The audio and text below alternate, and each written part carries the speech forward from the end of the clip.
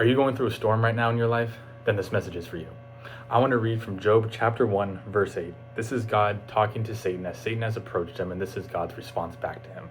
It says, "Then the Lord said to Satan, 'Have you considered my servant Job? There is no one on earth like him. He is blameless and upright, a man who fears God and shuns evil.'"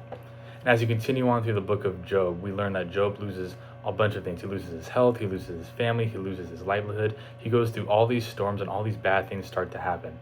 And a lot of times in our lives, we can start to feel this way too, that all these things are happening. We find ourselves in the middle of these storms and we start to question God. We start to doubt if he's really there, what he's doing. But I want to direct your attention back to the beginning. It says, "Then the Lord said to Satan, 'Have you considered my servant Job? There is no one on earth like him.'"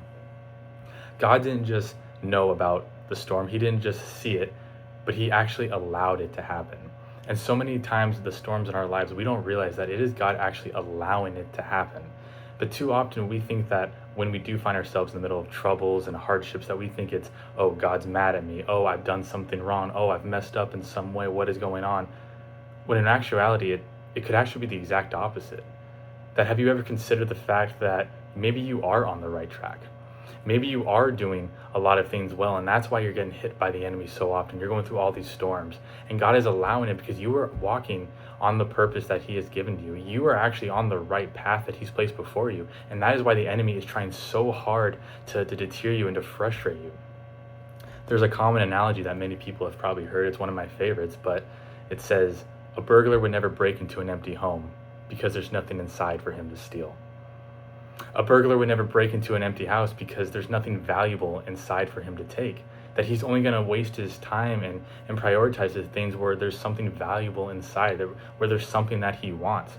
So I just want to encourage you guys that as you are maybe find yourself in the middle of a storm, one, to remember the fact that sometimes God allows these storms, that there's nothing that transpires over God, that he allows everything, that his word is final. So if you are going through something, it is because he is allowing it, he sees it, he knows about it. There's nothing that is hidden from his sight.